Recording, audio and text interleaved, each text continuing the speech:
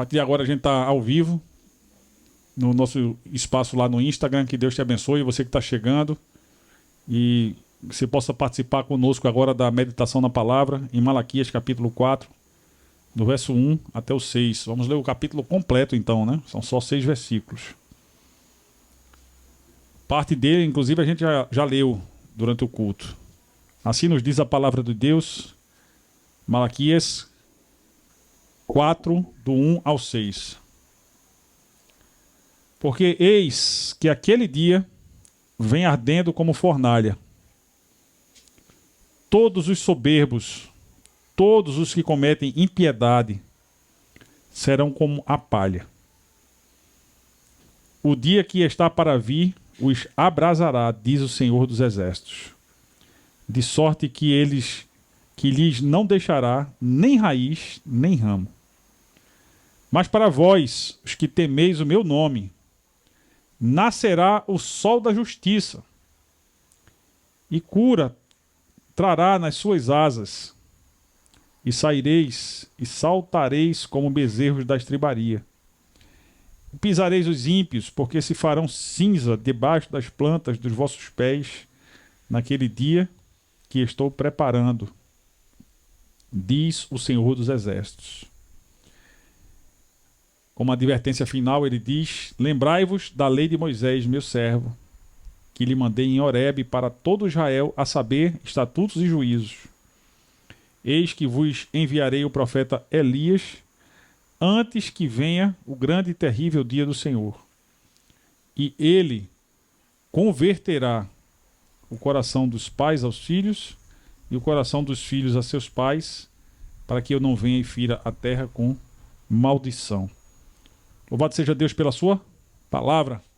Que o Espírito Santo nos dê entendimento. O nascimento do sol da justiça é o tema da nossa reflexão de hoje. Algumas vezes na vida eu perdi o sono durante a madrugada. Isso já deve ter acontecido com vocês.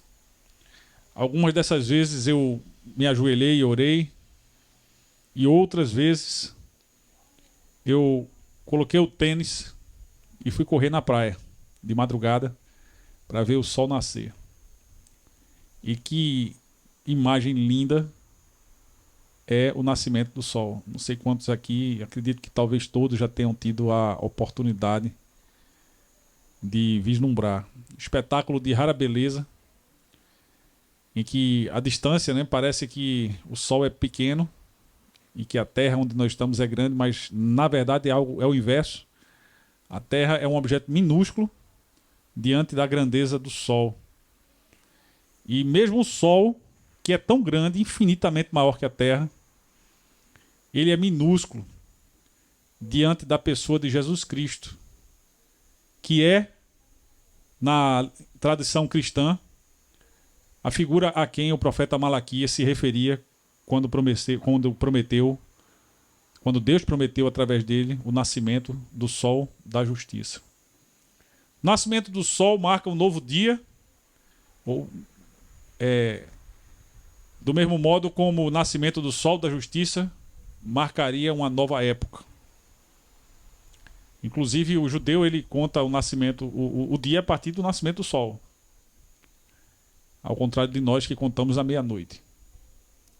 Mas o sentido aqui é o nascimento de uma nova época, o recomeço, o começo de um novo tempo. E eu volto a lembrar do profeta Jeremias, que no capítulo 31, do verso 31 ao 34, fala que chegaria um tempo em que Deus faria uma nova aliança com o seu povo. Um tempo em que a aliança não estaria mais na carne, não era mais um sinal visível, mas estaria na mente, no interior do coração, onde a lei do Senhor seria inscrita para que as pessoas pudessem andar em obediência. Era desejo de Deus. Em Jeremias 32, ele fala que nesse tempo, né, finalmente Ele seria o Deus do seu povo. E o seu povo seria o povo de Deus. Jeremias prega isso para um Judá que era então o remanescente de Deus e considerado povo de Deus. Mas uma coisa é ser considerado, outra coisa é ser. Uma coisa é ser considerado um cristão num país como o Brasil, de maioria cristã absoluta, por enquanto. Outra coisa é ser um cristão. É compreender os termos da nova aliança, é compreender o sentido do nascimento do sol da justiça, o sentido do nascimento de Jesus Cristo, que veio realmente para mudar a história da humanidade. De fato, o mundo ocidental, ele inclusive adotou o calendário gregoriano, que tem o nascimento de Jesus Cristo como o marco, né? Como o termo inicial. Ao ponto de que estamos prestes a entrar no ano de 2025, daquilo que se considera o nascimento de Jesus. A data do nascimento de Jesus ainda é algo de muita polêmica, não vamos entrar nesse tema aqui hoje, mas possivelmente ele nasceu 4 anos antes daquilo que é o marco zero do calendário gregoriano. Então, a gente estaria agora entrando no ano 2029 se a gente fosse bem ser rigoroso com isso. Mas isso não importa. O que importa é que Jesus nasceu e ele começou um novo tempo. Quando a gente fala de um novo tempo, é preciso também refletir um pouco sobre o tempo que estava acabando. Sobre aquilo que é o apagar das luzes do Antigo Testamento. E quando Malaquias, que foi contemporâneo de Esdras, contemporâneo de Neemias, que possivelmente veio pregar e pregou uma vez só em Israel, possivelmente naquele período em que Neemias teve que voltar para a Pérsia para prestar contas lá para o rei. Quando Malaquias chega para pregar em Israel, ele vai falar sobre uma série de características que ele encontra e que não eram compatíveis com um povo que tinha uma aliança com Deus.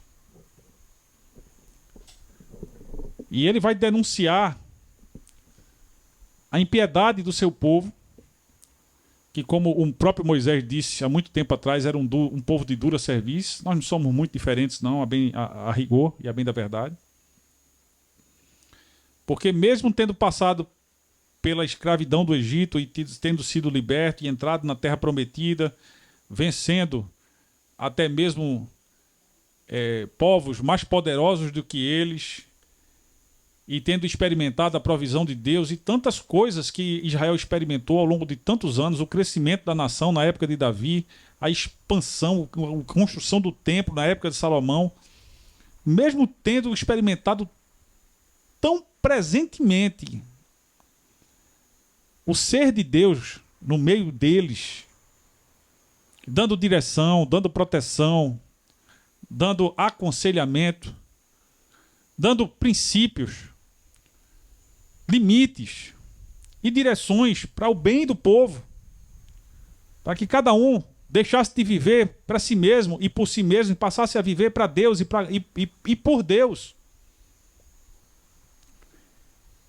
E esse povo se distanciou de Deus e experimentou, por disciplina de Deus, o cativeiro assírio, o cativeiro babilônico, e eles voltam da Babilônia 70 anos depois, como Jeremias disse que ia acontecer, e passa um tempo ali demorando, procrastinando para construir o templo, que era uma prioridade para Deus, porque o que Deus queria é que aquele templo fosse como uma pedra inicial desse novo tempo, em que aquele povo finalmente seria chamado povo de Deus, e Deus seria o seu Deus. E aquele povo demora para a construção do templo, Deus precisa mandar Zacarias, Ageu, para estimulá-los, para eles saírem da ociosidade espiritual e buscarem se comprometer com Deus. E quando Malaquias chega, depois de Ageu e Zacarias, a coisa ainda está muito bagunçada. E Malaquias faz um raio-x E ali ele encontra sacerdotes que não honram o ofício de sacerdotal. Ele encontra o templo sem a realização dos sacrifícios que faziam parte da religião dos judeus, porque os dízimos e as ofertas haviam cessado. Ele encontra exploração dos irmãos por irmãos, pagando um salário miserável como retribuição pelo trabalho. Ele encontra o divórcio sendo uma realidade cada vez mais presente na sociedade. E pior do que isso, era os israelitas, casando com mulheres gentias, mulheres de outros povos, o que desde muito tempo era proibido por Deus. E nesse raio-x espiritual que Malaquias faz, é como se Deus estivesse dizendo assim: vocês não mudam. Vocês continuam sendo um povo desprezível, um povo que não me apraz, um povo que não me conhece, um povo que não vive comigo. E, em outras palavras, é o que no versículo 5 de Malaquias 3 está escrito, quando ele diz: eu virei a vocês trazendo juízo. Sem demora vou testemunhar contra os feiticeiros, contra os adúlteros, contra os que juram falsamente, contra aqueles que exploram os trabalhadores em seus salários, que oprimem os órfãos e as viúvas, privam os estrangeiros dos seus direitos e não têm respeito por mim, diz o Senhor dos Exércitos. Ou seja, é uma avaliação muito negativa da situação espiritual daquele povo. Isso me lembra que alguns anos atrás, uns 5 anos atrás, nós recebemos lá na Emanuel alguns venezuelanos que migraram forçadamente para o Brasil por conta da crise política e econômica lá da Venezuela. E alguns deles foram trabalhar na mesma pizzaria. Eu nem sei quem é o dono da pizzaria, nem quero saber. Mas eles foram trabalhar nessa pizzaria porque o dono da pizzaria era um cristão, um crente também. Mas eles não estavam recebendo o salário, nem os direitos trabalhistas deles. E quando eu soube disso, eu fiquei muito triste, né? Porque o que a gente espera, principalmente, é que, chegando uma pessoa de fora, de outro país, ela está tão distante do seu povo, que a gente seja ali a longa mão de Deus para abençoar essas pessoas. E essa pessoa estava se aproveitando do trabalho desses venezuelanos para pagar um salário menor do que o salário mínimo, que é a obrigação de todo empregador. Né? Sem falar de outros direitos trabalhistas que não estava cumprindo também. Né? Nós temos que pensar sobre essas coisas, porque a impiedade não é uma característica daqueles que conhecem a Deus. Tudo aquilo que contraria o caráter de Deus é injustiça.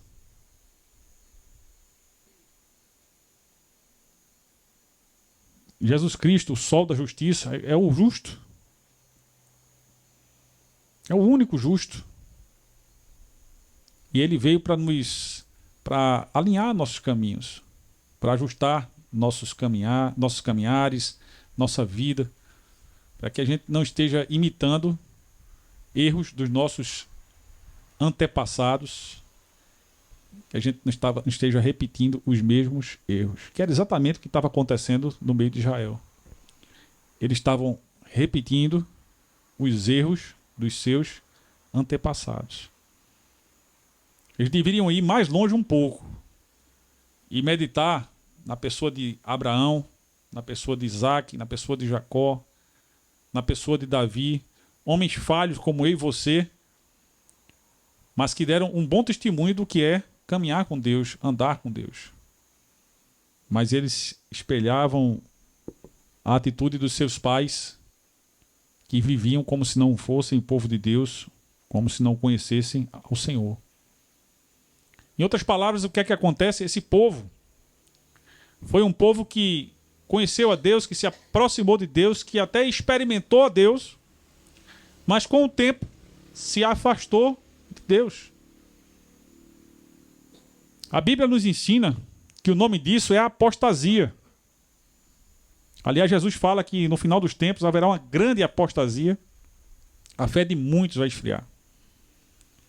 Apostasia vem do substantivo apostasion, que significa inclusive divórcio, separação. É quando as pessoas se separam do Deus verdadeiro e passam a viver como aquele primeiro casal quis experimentar, viver de acordo com a sua própria vontade, consciência, desejos, enfim, foram para um lugar muito longe de Deus. E o que Malaquias está verificando em Israel é uma grande apostasia do povo. No apagar das luzes do Antigo Testamento, fica clara a necessidade de um Salvador. Porque nem a libertação do cativeiro do Egito, da escravidão dos 400 anos do Egito, nem a entrada na Terra Prometida, nem as vitórias que eles tiveram sobre povos até mais poderosos do que eles, os milagres que eles experimentaram durante o Êxodo, nem o retorno do cativeiro, quando Deus mandou eles para o cativeiro para aprenderem a honrar a Deus, e Deus prometeu que eles voltariam, eles voltaram, a retomada da prosperidade da terra, nada daquilo tinha sido suficiente para que o povo endireitasse seu caminho e andasse com Deus. E fica clara a necessidade de um Salvador. No versículo 7 de Malaquias 3, está escrito: desde o tempo dos seus antepassados, vocês se desviaram dos meus decretos e não os obedeceram. E aí vem aquilo que é praticamente um lugar comum entre todos os profetas. Malaquias diz: voltem para mim e eu voltarei para vocês, diz o Senhor dos Exércitos. Mas vocês perguntam: como voltaremos? Essa pergunta que Malaquias diz que o povo faz, ela marca o estilo literário de Malaquias. A apostasia do povo é denunciada pelo profeta, e o próprio profeta diz: e vocês me perguntam algo, ou seja, o povo responde as perguntas que Deus faz com outras perguntas, como se tivesse insensível, como se tivesse displicente, como se tivesse adormecido espiritualmente ao ponto de não perceber nem as coisas mais óbvias. Está faltando mantimento para os sacrifícios. De onde é que tinha que vir isso? Dos dízimos e das ofertas. Vocês estão vendo que os sacrifícios não estão sendo realizados? Os sacerdotes não estão realizando seu ofício sacerdotal por conta disso. Estão tendo que se virar de outra forma, porque sem os sacrifícios eles não tinham nem como comer, porque parte daquilo ali, das ofertas, era sustento deles. E ninguém está vendo o que está acontecendo. E porque eles não estavam vendo o que estava acontecendo, eles respondiam às acusações do profeta com perguntas como essa: como voltaremos? E aí o profeta começa a tratar ponto por ponto aquilo que Deus queria tratar com eles. Trata a questão dos dízimos, trata a questão do sacerdócio, trata a questão dos casamentos mistos, do divórcio, e vai tratando então tudo aquilo que ele quis tratar naquele momento através daquela palavra profética. Quando a gente vê um povo assim, tão de dura serviço, a gente pensa: não tem mais jeito não. Tudo acabou. Como diz o ditado, o último a sair, fecha a porta e apaga a luz. Assim que a gente fala, né? Quando a coisa não tem mais jeito. E parecia que a coisa ia ser por aí mesmo, né? E Malaquias, ao sair, ia fechar a porta e apagar a luz. Porque, de fato, quando Malaquias se ausenta, os profetas se calaram. E Malaquias, ele meio que resume com essas últimas frases que a gente viu aqui, essa promessa daquele Messias que é chamado de Sol de Justiça, e a conversão que o Elias que haveria de vir faria dos corações dos pais aos filhos, meio que resume a esperança profética que está por trás dos 12 profetas menores e dos profetas maiores também. Dos 4 profetas maiores. Ou seja, o ministério profético está chegando ao fim. Daí para frente, passaram-se 400 anos de silêncio absoluto. Não se levantou um profeta em Israel depois de Malaquias. Foram 400 anos o povo vivendo entregue aos seus próprios desejos e desígnios. Muita coisa ruim aconteceu, e muita coisa boa aconteceu também. Mas antes de falar de tudo isso que aconteceu, a gente começa a falar a partir da semana que vem. Deus, ele anuncia que ele não abandonaria o seu povo. Porque se por um lado Israel não muda, como não mudou ainda, hoje, por outro lado, felizmente, Deus também não muda. E é porque ele não muda que Israel e que o restante da humanidade, nós não somos consumidos. Jeremias disse: as misericórdias do Senhor são a razão de nós não sermos consumidos. Porque Deus, ele é misericordioso. Essa palavra misericórdia, ela aponta para um coração que é incapaz de reter o perdão. Deus é um Deus perdoador. Talvez você não seja ainda, mas se você começar a conhecer a Deus, você vai se tornar perdoador. Porque você vai perceber o quanto Deus nos perdoa. E você vai ser constrangido por isso. Não tem como não perdoar se a gente se sente perdoado. Não tem como deixar de estender a mão para alguém se a gente lembra que um dia Deus estendeu a mão para a gente. Quem sabe nos tirou do fundo do poço. Não tem como calar a respeito do amor de Deus se a gente foi alcançado por esse amor. E isso fez a diferença nas nossas vidas. Portanto, Deus anuncia que salvaria o seu povo e salvaria ainda as nações. Porque os planos de Deus não são frustrados nunca. Deus, ele nunca é surpreendido pelos nossos erros, o mal, o pecado. Deus não é surpreendido de forma alguma por nada disso. Eu lembro, por exemplo, a respeito do cativeiro, que Deus falou através de Moisés, através de Salomão, que se o povo não andasse com Deus, coisas muito ruins iam acontecer e eles perderiam todas aquelas bênçãos que eles estavam recebendo. E de fato, assim aconteceu. Mas tudo isso para que ficasse evidente a necessidade de um Salvador. Um Salvador pessoal que fosse também um Salvador do mundo. Deus, por um ato de misericórdia, anuncia a salvação.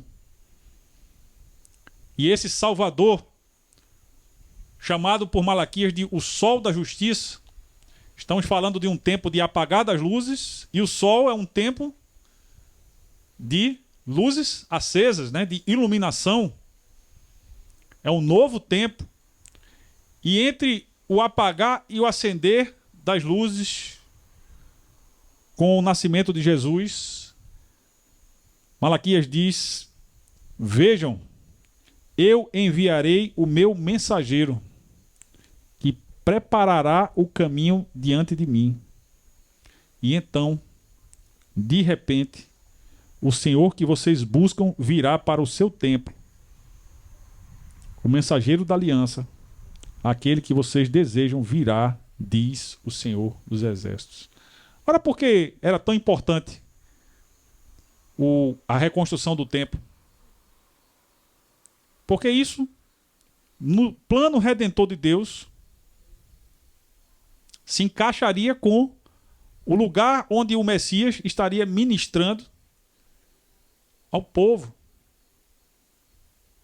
ensinando ao povo as leis de Deus, os decretos de Deus, combatendo aquilo que era ensino humano, misturado com o ensino da Escritura, combatendo aquilo que era tradição, aquilo que era cultura, cacueta, aquilo que era acrescentado pela cultura, aquilo que era a palavra de Deus, combatendo o mau entendimento da palavra de Deus, dos mandamentos de Deus. A lei, gente, nunca foi para o mal dos seres humanos.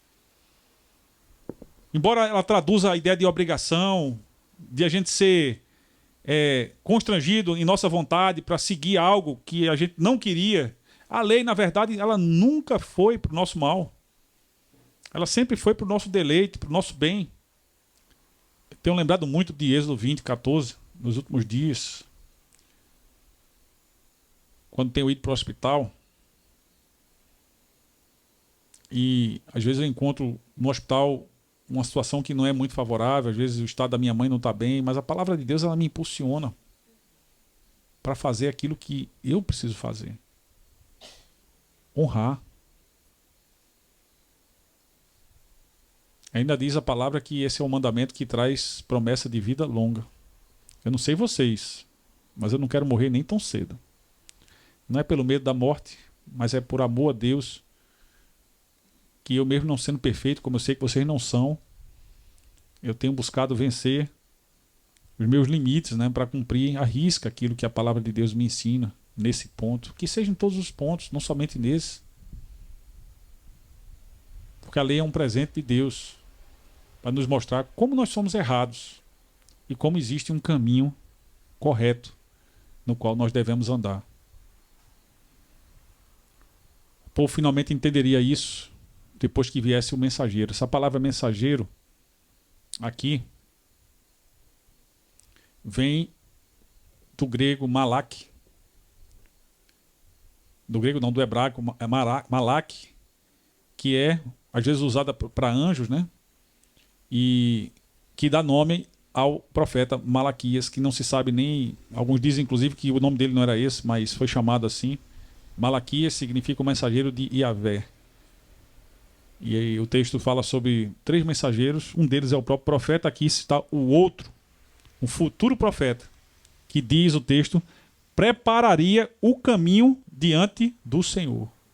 E ele diz, o Senhor que vocês esperam vai vir até vocês. E ele estará, de repente, no templo de vocês.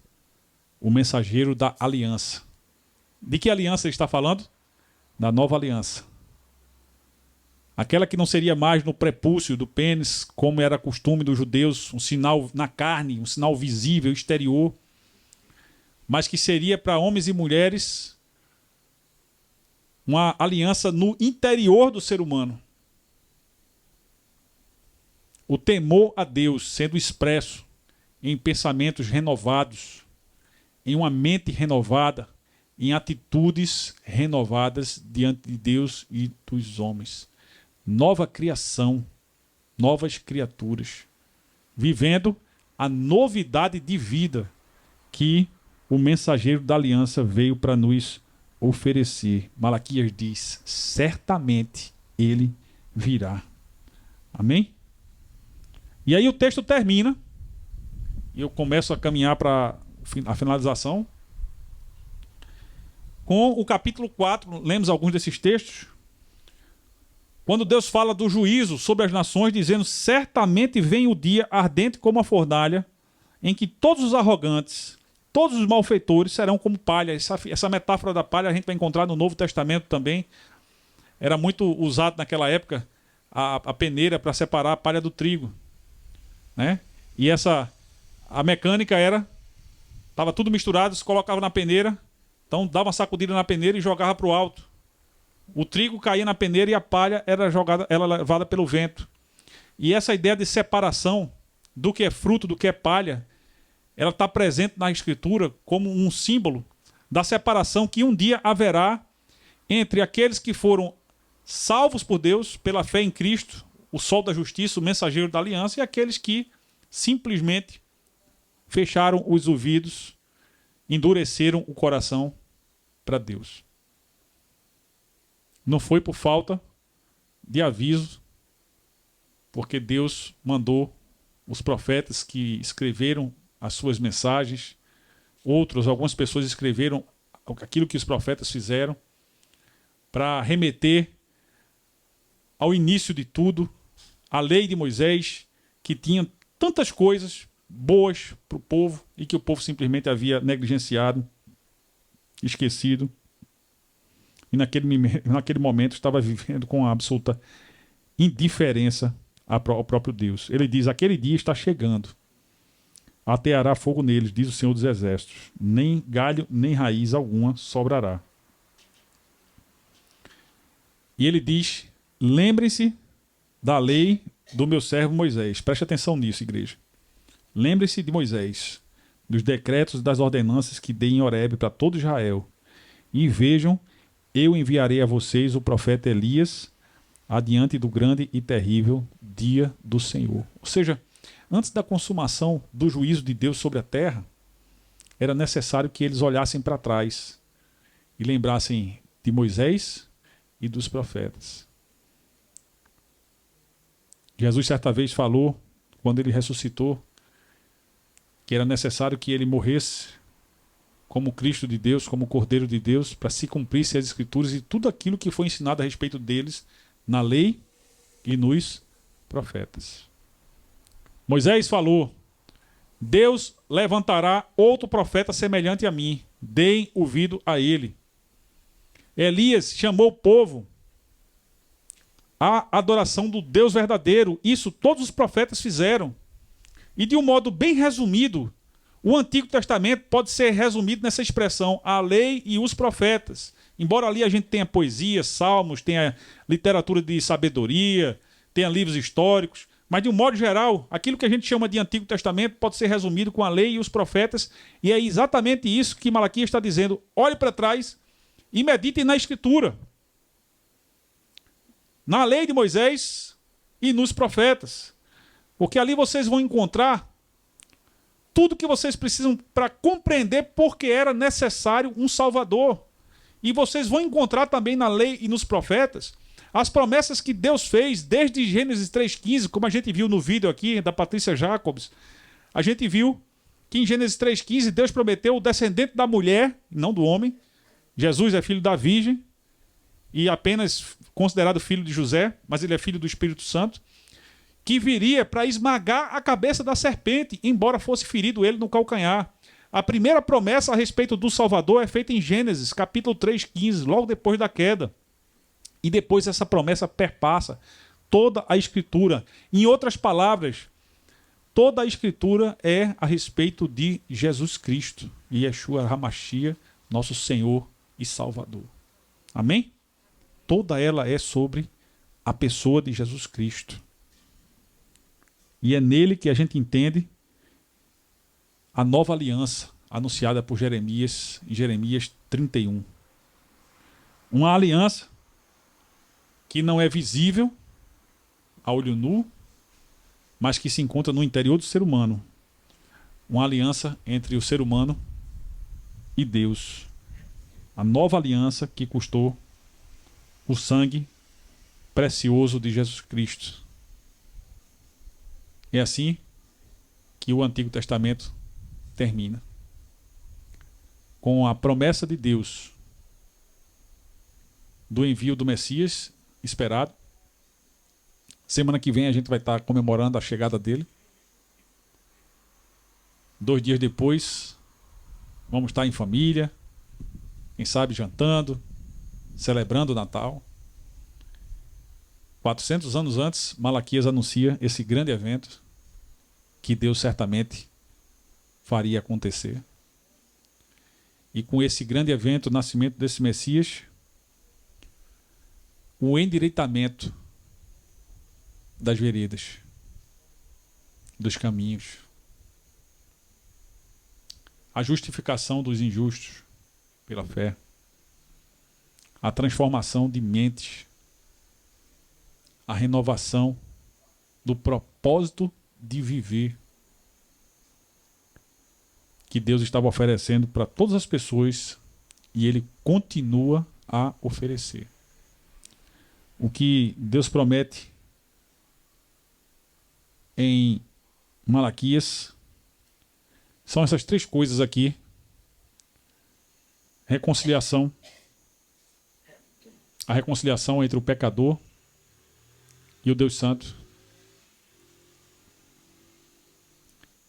Paulo, quando escreve aos Coríntios, na segunda carta, lá no capítulo 5, ele diz à igreja que Deus nos deu o ministério da reconciliação. Como é possível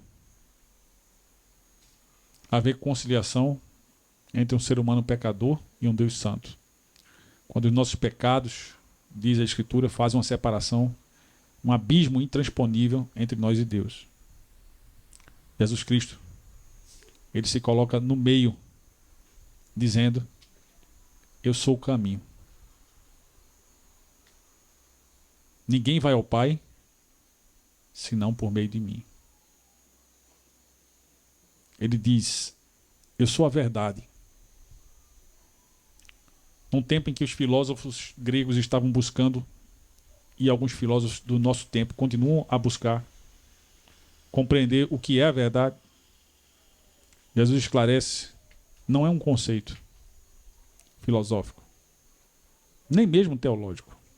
A verdade é uma pessoa, o Filho de Deus, aquele menino prometido desde o primeiro dos profetas, depois de Moisés, Isaías, quando Isaías diz, em capítulo 9, verso 6, porque o menino nos nasceu, um filho se nos deu, e o governo estará sobre os seus ombros, e ele será chamado Maravilhoso Conselheiro, Deus Forte, Pai da Eternidade, Príncipe da Paz. Esse menino, esse ser humano igual a nós, mas também divino, ele veio para nos reconciliar com Deus. Ele veio para restaurar a espiritualidade caída, não somente do povo de Israel, mas de todas as nações. Porque a promessa que Deus fez a Abraão foi de bênção para todas as nações, todas as famílias da terra. Porque o desejo de Deus é que ninguém vá para o inferno, mas que todo ser humano chegue ao conhecimento de Deus. E isso precisa ser em vida. Hebreus 9, 27 diz: morre-se uma só vez, depois disso vem o juízo. Então, se a palavra de Deus, que é a expressão da verdade, estiver correta, como de fato eu sei que ela está, não haverá outra chance. E a gente precisa aproveitar a vida que a gente tem agora, para a gente se reconciliar com Deus, para a gente ter nossa vida espiritual restaurada. E como aliança aponta para a palavra compromisso, para a gente se comprometer com Deus. É muito fácil celebrar o Natal sem compromisso. Isso significa nada. Se o ser humano não tem compromisso com Deus, que tipo de compromisso? De viver a vida nova que ele veio para oferecer, a novidade de vida, vida no Espírito, lutando as nossas lutas, que eu sei que todos nós temos, eu também tenho, vencendo nossas inclinações para o erro, para o pecado, para o mal, sendo guiados pela palavra, fazendo ajustes de rota, muitas vezes renunciando a desejos, fazendo renúncias daquilo que seria o nosso tempo, nossos recursos em prol do crescimento da obra de Deus, sendo misericordiosos, sendo perdoadores, não perdendo a oportunidade de falar de Deus para as pessoas, falar que a salvação só há em Cristo Jesus. Tudo isso é expressão do compromisso no contexto da nova aliança que a gente começa a celebrar a partir do domingo que vem. Mas eu queria que você pudesse hoje encerrar esse momento pensando em como tudo isso se aplica a você. O cristão do século XXI, ele olha para a Bíblia sabendo que a Bíblia não foi escrita diretamente para ele. Malaquias é um texto que escreve a mensagem de Deus para um povo que vivia 420 anos aproximadamente antes do nascimento de Jesus. Mas às vezes a gente se reconhece em muitos dos erros que aquele povo cometia. E hoje nós somos hoje o povo da aliança. A igreja de Cristo é o Israel espiritual de Deus. É a nova criação. A igreja de Cristo precisa ter discernimento. Olhar para o texto profético e pensar: as profecias de Deus, ou elas já se cumpriram, ou elas vão se cumprir. Porque Deus é fiel. Quando Deus diz que Jesus Cristo vai voltar, como a gente vê em Atos capítulo 1 e nos evangelhos, a gente deve ter certeza que isso vai acontecer. E a gente deve estar preparado para esse momento. Nós, que não fomos gerados filhos de Deus, Deus só gerou um filho, mas nos tornamos filhos por adoção. Quando cremos em Jesus, precisamos viver as bênçãos e as responsabilidades da nova aliança que está na pessoa de Jesus Cristo, o sol da justiça, que é chamado por João a luz que ilumina todo ser humano e que trouxe separação de novo, como Deus fez no início, entre trevas e luz. Lembra da criação? Que Deus separou as trevas da luz? Jesus, segundo João, estava com Deus na criação. E é isso que ele volta a fazer quando ele começa o seu ministério como um rei, sacerdote, como um pastor de ovelhas, que disse: eu sou o caminho, a verdade e a vida, ninguém vai ao Pai senão por meio de mim. Eu sou a porta pela qual as ovelhas entram, as minhas ovelhas. Eu sou o bom pastor que dá a vida pelas ovelhas, as minhas ovelhas escutam a minha voz. E tantas outras coisas que ele falou a respeito de si mesmo como cumprimento da promessa feita pelo profeta Malaquias. Que Deus nos abençoe, meus irmãos. Que Deus nos dê. O que eu peço ao Senhor é que durante essa semana e até o dia 31, que é um tempo muito propício para a gente fazer planos, é um tempo muito propício para a gente fazer votos, para a gente reiniciar projetos, que nós estejamos meditando significativamente sobre o que o Natal representa para a minha vida, para a sua vida. E fazendo ajustes, assumindo novos compromissos, compromisso de amadurecer na fé, compromisso de começar e cumprir a leitura bíblica, porque Deus mesmo nos ensinou que a gente precisa conhecer a palavra, para que a gente tenha uma palavra correta para todo aquele que precisar, para que a gente possa usar a palavra em nosso próprio benefício, do nosso crescimento, para vencermos as nossas lutas. A palavra é a espada do Espírito, faz parte da armadura do cristão. Que a gente possa falar mais do amor de Deus manifestado na pessoa de Cristo Jesus, e que nós possamos ensinar as pessoas todas as coisas que Jesus nos ensinou, e a gente possa fazer isso obedecendo, como ele mesmo disse que deveria ser, ensinando-os a obedecer tudo aquilo que eu vos tenho ordenado. Ele disse: eu estarei convosco todos os dias até a consumação dos séculos. Nós não precisamos temer. Nós que cremos em Jesus somos o trigo de Deus. Nós não somos palha. Não precisamos ter medo disso.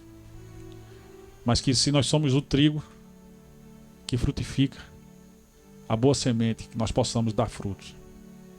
E que esse tempo seja um tempo propício para um reajuste das nossas vidas com Deus, para que 2025 seja um ano de muita frutificação, no contexto daquilo que Malaquias e João Batista disseram, que era o início do reino de de Deus. Que o reino de Deus seja realidade nas nossas vidas.